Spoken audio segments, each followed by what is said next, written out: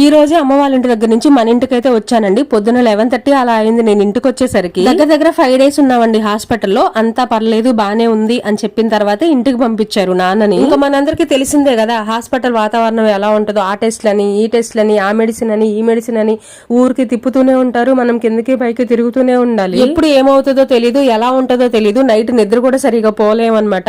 దగ్గర 1 week అవుతుంది మంచిగా నిద్రపోయి. అసలు నేనేమనుకున్నా అంటే ఇంటికి వెళ్ళంగానే క్లీనింగ్ పనులు చేసేసుకుని వంట చేసేసుకుందాము అని చెప్పేసి అనుకున్నా. కానీ నిద్ర లేకపోయేసరికి నా వల్ల కాలేదండి. ఎల్లగానే ఒక ముద్ద అన్నం వండేసి పచ్చడేసుకొని తినేసి పడుకున్నాను.